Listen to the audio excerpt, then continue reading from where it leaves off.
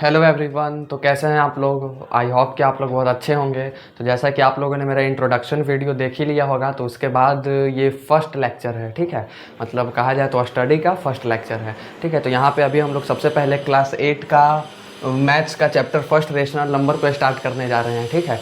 तो आप लोग देखिए यहाँ पे रेशनल नंबर क्या है नहीं है, इसका पहले जितना भी थ्योरी है पूरा इंट्रोडक्शन चलेगा। उसके बाद फिर हम लोग आर एस अग्रवाल के अकॉर्डिंग चलेंगे, ठीक है। एक मिनट। ये जो बुक है क्लास 8 का आर एस अग्रवाल का मैथ्स, ठीक है, इससे इसके अकॉर्डिंग हम लोग चलेंगे। इसका जो पहले इंट्रोडक्शन वीडियो है वो ये अभी हम रिकॉर्ड कर रहे हैं। आफ्टर दैट इसके बाद फिर इसका एक्सरसाइजेस का भी वीडियो आएगा, ठीक है। तो पहले इसको देखते हैं कि ये क्या यहाँ पे कुछ लिखे हैं, ठीक है। यहाँ पे लिखा हुआ है कि रेशनल नंबर, चैप्टर का नाम है बच्चों रेशनल नंबर्स, ठीक है। तो सबसे बड़ा जो सवाल उठता है कि रेशनल नंबर चैप्टर का नाम है, चैप्टर का नाम का मतलब क्या होता है, ठीक है। तो सर रेशनल नंबर एक तरीके का नंबर है, you know very well that. आप लोग इससे पिछले क्लास में पढ़ चुके होंगे कि वेरियस टाइप्स ऑफ नंबर्स, ठीक है, even number, odd number, rational number, ठीक है, एटसेट्रा। तो वही रेशनल नंबर यहाँ पे हम लिखे हैं, ठीक है, जिसका डेफिनेशन की बात की जाए। और हाँ, रेशनल नंबर को कैपिटल क्यू से रिप्रेजेंट किया जाता है, ठीक है। रेशनल नंबर को कैपिटल क्यू से रिप्रेजेंट किया जाता है। इसका अगर डेफिनेशन देखें तो इसका डेफिनेशन है numbers that can be represent in the form of P by Q, ठीक है, P by Q where P and Q are integers and Q not equal to zero, ठीक है। हो सकता है कि आप लोगों में से बहुत स्टूडेंट्स को, बहुत बच्चों को समझ में आ गया होगा, लेकिन बहुतों को नहीं आया होगा। तो don't worry, I am here. अभी देखिए इसको समझते हैं। रेशनल नंबर सर उस नंबर को कहते हैं, रेशनल नंबर वैसे नंबर को कहते हैं जिसको पी अपॉन क्यू के फॉर्म में लिखा जा सके। जैसे कि पी बाई क्यू के फॉर्म में कहने का मतलब क्या है सर? तो आप लोगों ने पढ़ा होगा, ज़रूर फ्रैक्शन पढ़ा होगा। सर फ्रैक्शन का ही तो मतलब होता है पी बाई क्यू, फ्रैक्शन का ही मतलब होता है पी बाई क्यू, ठीक है। फ्रैक्शन का ही मतलब होता है पी बाई क्यू, ठीक है। तो अगर इसका एग्जाम्पल की बात की जाए, इसका अगर हम एग्जाम्पल की बात करें तो जैसे मैं मान लीजिए कि 6/7, ये क्या है? अब कहिएगा सर ये रेशनल नंबर है या नहीं है, या फिर कैसे है? तो देखिए, पहला रेशनल नंबर होने का शर्त ये है कि p बाई क्यू के फॉर्म में होना चाहिए। चलिए p बाई क्यू के फॉर्म में, यानी कि फ्रैक्शन के फॉर्म में है, चलिए वेरी गुड। उसके बाद p और q इंटीजर होना चाहिए, p और q इंटीजर। इंटीजर क्या है सर? तो इंटीजर दुनिया का जितना भी निगेटिव और पॉजिटिव नंबर है वो सब क्या है? वो सब इंटीजर है, इंक्लूडिंग ज़ीरो। दुनिया का जितना भी पॉजिटिव नंबर है और निगेटिव नंबर है including zero, including zero, zero को लेकर दुनिया का जितना भी निगेटिव और पॉजिटिव नंबर है वो सब इंटीजर है, ठीक है। जैसा कि आप लोगों ने इसको 6 में पढ़ा होगा, 7 में पढ़ा होगा, ठीक है, और हो सकता है 8 में भी पढ़ा होगा। नहीं पढ़ा तो हम बता दे रहे हैं, ठीक है, और आगे अगर हो गया ऐसा तो आगे बता देंगे, ठीक है। तो ये 6 और 7, 6 क्या है? 6 का कुछ साइन नहीं है तो क्या है? इसका साइन क्या हिडन है? इसका हिडन साइन क्या है? अच्छा बच्चों, हम आप लोगों को ये बताने से पहले एक चीज़ और बता दे रहे हैं। जैसे ये एक नॉर्मल नंबर है, ये एक एकदम सादा सा नंबर है, ठीक है, 5। अच्छा आप बताइए एक नॉर्मल नंबर में क्या क्या चीज़, कितना चीज़ हिडन होता है? Do you know? क्या आप लोग जानते हैं कि एक नॉर्मल नंबर में क्या क्या चीज़ हिडन होता है? तो आप लोग जानते होंगे लेकिन आप लोग को ध्यान नहीं है। तो देखिए इधर, don't worry, I am here. एक नॉर्मल नंबर में सबसे पहला जो छुपा हुआ चीज़ है वो है इसका साइन। इसका साइन कुछ नहीं है तो क्या है?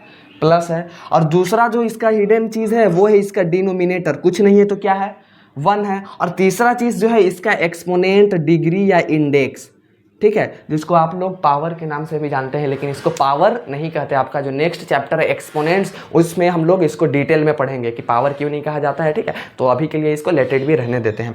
सर एक नॉर्मल नंबर में ये 5 एक नॉर्मल नंबर था, इसमें 3 चीज़ हिडन था। पहला क्या था? उसका साइन कुछ नहीं है तो प्लस है, और उसके नीचे कुछ नहीं है तो उसका डिनोमिनेटर में क्या है सर? 1 छुपा है। और उसका डिग्री कुछ नहीं है तो क्या है? डिग्री मतलब सर एक्सपोनेंट, जिसको आप लोग पावर के नाम से जानते हैं। तो अभी समझने के लिए पावर कह सकते हैं, ठीक है। पावर कुछ नहीं है तो क्या है?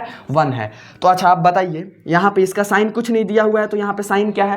प्लस है। चलिए ये +6 है, यानी कि पॉजिटिव इंटीजर है, पॉजिटिव इंटीजर है। चलिए इंटीजर रहना चाहिए, पॉजिटिव इंटीजर है। 7 का भी साइन कुछ नहीं है तो प्लस है, ये भी पॉजिटिव इंटीजर है। Very good. उसके बाद चलिए, क्या ये, सॉरी फॉर दैट, -5/4, क्या ये रेशनल नंबर है या नहीं? आप लोग को कैसे चेक करना है, कैसे पता चलेगा कि ये रेशनल नंबर है या नहीं, तो आप लोग यहाँ पे देखिए कि समीर सर ने डेफिनेशन में क्या लिखवाया था, numbers that can be represent in the form of P by Q. सबसे पहला शर्त है कि पी बाई क्यू के फॉर्म में रहना चाहिए, पी बाई क्यू के फॉर्म में है। दूसरा शर्त है कि पी एंड क्यू इंटीजर रहना चाहिए। क्या p -5 इंटीजर नहीं है? बिल्कुल है सर, निगेटिव नंबर है, इंटीजर है। 4 का साइन कुछ नहीं है तो प्लस यानी कि पॉजिटिव, ये +4 है सर, ये भी इंटीजर है। चलिए, और तीसरा इसका जो शर्त है वो है q नॉट इक्वल टू 0, यानी कि डिनोमिनेटर में नीचे वाला नंबर 0 नहीं रहना चाहिए। सर ये 0 थोड़ी ना है, it's a 4, it's not a 0, ठीक है, ये 4 है, 0 नहीं है। तो सर ये हमारा रेशनल नंबर, ऑब्वियस सी बात है, ठीक है। उसके बाद अगर और भी आप लोग चाहें तो एग्जांपल दे सकते हैं, कुछ भी लिख सकते हैं, ठीक है।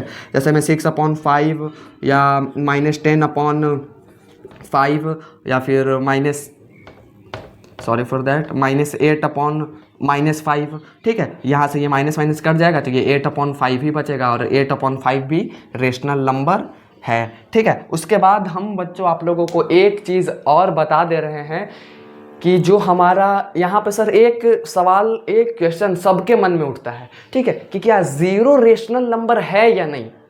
यहाँ पे हम लोगों ने क्या पढ़ा कि Q की जगह यानी कि डिनोमिनेटर में 0 नहीं होना चाहिए। तो क्या सर 0 जो नंबर है, ये 0 जो नंबर है ये रेशनल नंबर है या नहीं है, ठीक है। तो मैं आप लोगों को बता दूं कि 0 जैसे एक नॉर्मल नंबर में उसका डिनोमिनेटर हिडन रहता है, वैसे ही 0 में भी उसका डिनोमिनेटर हिडन रहता है। अब आप लोग बताइए, 0 को हम रिटर्न कर सकते हैं 0/1, क्या ये रेशनल नंबर नहीं है?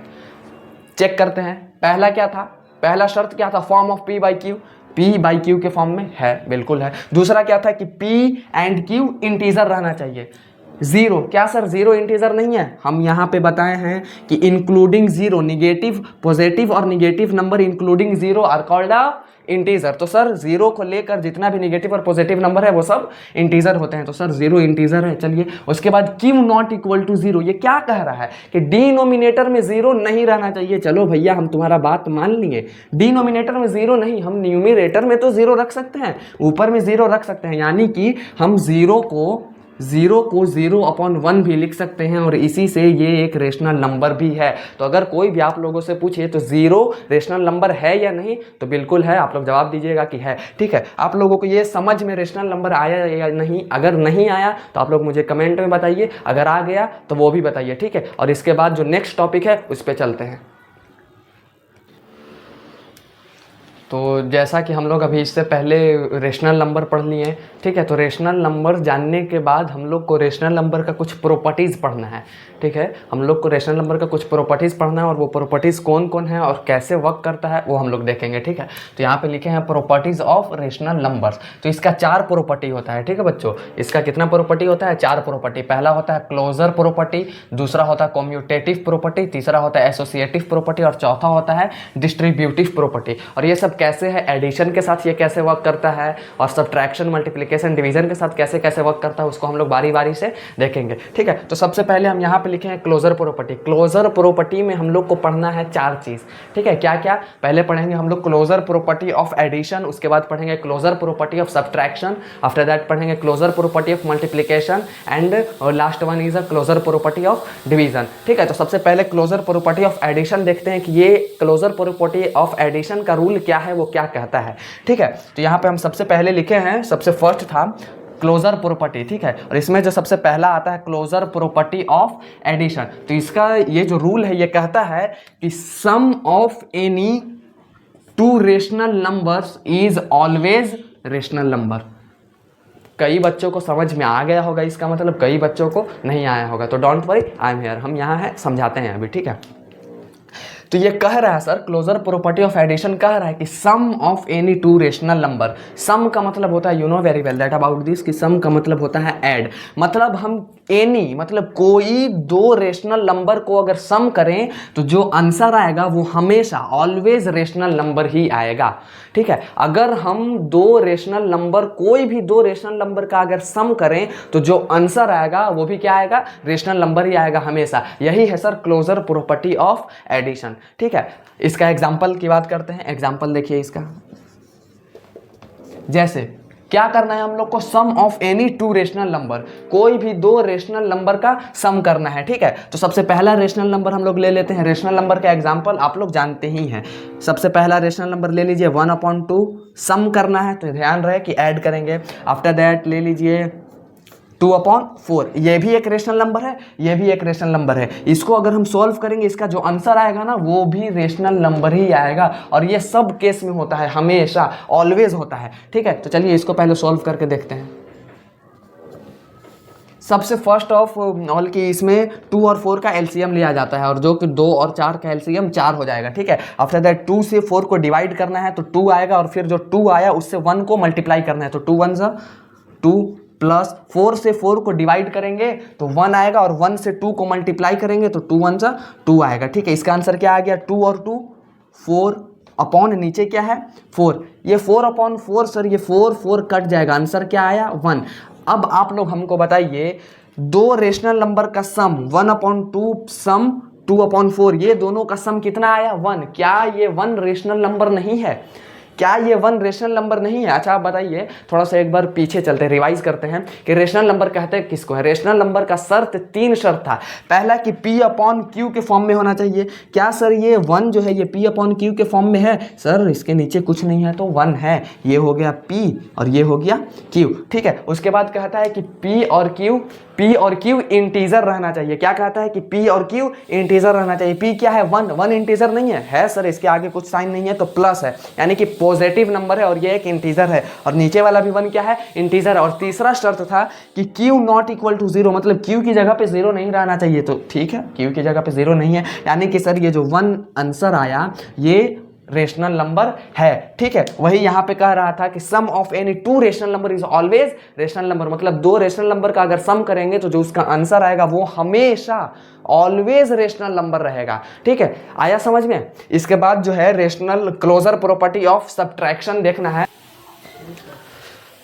हाँ तो बच्चों, जैसा कि हम लोगों ने अभी क्लोजर प्रॉपर्टी ऑफ एडिशन देखा, और जैसा कि हम आपको बताएं कि क्लोजर प्रॉपर्टी ऑफ एडिशन के बाद सब्ट्रैक्शन, मल्टीप्लिकेशन और डिवीज़न भी है, ठीक है। तो मेरा बोर्ड थोड़ा फुल हो जाएगा, तो यहाँ पे बस सब्ट्रैक्शन और मल्टीप्लिकेशन ही पढ़ेंगे। इसके बाद आफ्टर दैट नेक्स्ट पेज में हम लोग पढ़ेंगे डिवीज़न के बारे में, ठीक है। तो देखते हैं यहाँ पे क्लोजर प्रॉपर्टी ऑफ सब्ट्रैक्शन भी same just like a closure property of addition की तरह, बस वहाँ पे ऐड करना था, यहाँ पे सब्ट्रैक्ट करना है। क्या था एडिशन में, क्या था कि किसी दो रेशनल नंबर को अगर हम सम करेंगे तो जो आंसर आएगा वो हमेशा क्या आएगा, रेशनल नंबर ही आएगा। और यहाँ पे है कि किसी दो रेशनल नंबर को अगर डिफरेंस का मतलब होता है सब्ट्रैक्ट, ठीक है। अगर हम घटाएंगे, डिफरेंस करेंगे, सब्ट्रैक्ट करेंगे तो क्या आएगा, वो भी हमेशा ऑलवेज रेशनल नंबर ही आएगा, ठीक है। तो इसका अब एग्जाम्पल देखिए, ईजी है, इसका एग्जाम्पल देखिए, जैसे 1/2 माइनस 4/2, ठीक है। यहाँ पे क्या करना होता है आप लोग जानते ही हैं, 2 और 2 का एलसीएम 2 से 2 डिवाइड करेंगे तो 1 माइनस 4, ठीक है। ऊपर में क्या आया, 1 में से 4 को सर सब्ट्रैक्ट नहीं किया जा सकता है, तो 4 में से 1 को सब्ट्रैक्ट करेंगे तो 3 आ गया। दोनों में से बड़ा कौन है, तो 4 का साइन माइनस, तो माइनस लगेगा, और नीचे क्या है 2। क्या ये बताइए -3/2 ये रेशनल नंबर नहीं है? बिल्कुल है सर। रेशनल नंबर होने का शर्त क्या क्या था, पहला कि P/Q के फॉर्म में हो, P और Q के फॉर्म में है, ये हो गया P और ये हो गया Q, P और Q के फॉर्म में है। दूसरा क्या था कि P और Q दोनों इंटीजर रहना चाहिए। सर ये -3 है, निगेटिव नंबर है, ये एक इंटीजर है, और ये पॉजिटिव नंबर है 2 + 2, कुछ साइन नहीं है इसका, तो क्या है ये +2 है, और ये एक पॉजिटिव नंबर है यानी कि इंटीजर है। और तीसरा शर्त था कि Q नॉट इक्वल टू 0, यानी कि जो डिनोमिनेटर नीचे वाला नंबर है वो 0 नहीं है, होना चाहिए। तो सर 0 नहीं है, 2 है, ठीक है। ये एग्जाम्पल, ठीक है। उसके बाद एक छोटा आसान सा एग्जाम्पल देखिए, जैसे ये 5 एक रेशनल नंबर है, इसमें से सब्ट्रैक्ट करना है 3 को, ये भी एक रेशनल नंबर है, तो आंसर क्या आएगा 2। सर ये जो 2 आया ना ये भी एक रेशनल नंबर है। तो क्लोजर प्रॉपर्टी ऑफ सब्ट्रैक्शन यही कहता है कि अगर किसी दो रेशनल नंबर को अगर हम सब्ट्रैक्ट करेंगे तो जो तीसरा आंसर आएगा वो भी एक रेशनल नंबर ही आएगा, ठीक है। चलिए आफ्टर दैट उसके बाद जो क्लोजर प्रॉपर्टी का मल्टीप्लिकेशन का रूल है वो भी देखते हैं। सेम जैसे एडिशन सब्ट्रैक्शन था वैसे ही मल्टीप्लिकेशन है। यहाँ पे सर मल्टीप्लिकेशन को प्रोडक्ट भी कहा जाता है, आप लोग ध्यान रखिएगा। यहाँ पे सब्ट्रैक्शन को माइनस कहा जाता है, डिफरेंस को सब्ट्रैक्ट कहा जाता है, ठीक है। यहाँ पे मल्टीप्लिकेशन वाला रूल कह रहा है कि अगर हम किसी दो रेशनल नंबर को अगर प्रोडक्ट मल्टीप्लाई करेंगे तो जो तीसरा आंसर आएगा वो हमेशा क्या आएगा, वो भी हमेशा सर ऑलवेज रेशनल नंबर ही आएगा। चलिए इसका एग्जाम्पल देखते हैं। इसका एग्जाम्पल देखिए, जैसे में 4/2 ये एक रेशनल नंबर है, इसको मल्टीप्लाई करना है 1/4 से। ठीक है, आप लोग फ्रैक्शन ऑफ मल्टीप्लिकेशन ज़रूर ही पढ़े होंगे। अगर नहीं पढ़े हैं, अगर आप लोग पढ़ना चाहते हैं हमसे, तो आप लोग कमेंट कीजिए, हमें बताइए, हम उसके ऊपर भी वीडियो बना देंगे आप लोगों के लिए। ठीक है, तो ये देखिए यहाँ पे 4 से 4 कैंसिल आउट, 1 टाइम्स में 4 1 सा 4। उसके बाद सर अब कोई कैंसिल आउट नहीं हो सकता। ऊपर में क्या कौन सा नंबर बचा? सिर्फ 1। नीचे में बचा 2 और 1, और 2 और 1 को मल्टीप्लाई करेंगे, 2 1 सा 2। ये क्या आया? 1/2। क्या सर ये 1/2 रेशनल नंबर नहीं है? क्या ये 1/2 रेशनल नंबर नहीं है? आप लोग हमें ये बताइए। बिल्कुल है सर। तो यहाँ पे क्या कर रहा था? क्लोजर प्रॉपर्टी ऑफ मल्टीप्लिकेशन भी यही कह रहा था कि product of any 2 rational number is always rational number. Product करेंगे किसी भी 2 रेशनल नंबर का तो हमेशा उसका आंसर क्या आएगा? रेशनल नंबर ही आएगा। अच्छा चलिए एक तो ईजी सा एग्जाम्पल, ये 2 एक रेशनल नंबर है, मल्टीप्लाई बाई 3 ये भी एक रेशनल नंबर है, इसका मल्टीप्लाई कितना आएगा? 6। सर क्या ये 6 रेशनल नंबर नहीं है? तो है सर। इसी तरह से ETC बहुत सारे एटसेट्रा बहुत सारे इसके एग्जाम्पल हो जाएंगे। तो जैसा कि एडिशन, सब्ट्रैक्शन और मल्टीप्लिकेशन हम लोग पढ़ लिए। अगर आप लोगों को कहीं पे भी कुछ भी अगर डाउट लग रहा होगा कि सर ये या तो आप लोगों को मेरे वीडियो में कुछ भी कमी लग रहा होगा, तो आप लोग कमेंट करके हमें बताइए, हम उस कमी को सुधारेंगे। ठीक है, इसके बाद जो डिवीज़न बच रहा है उसको डिवीज़न हम लोग अब देखते हैं।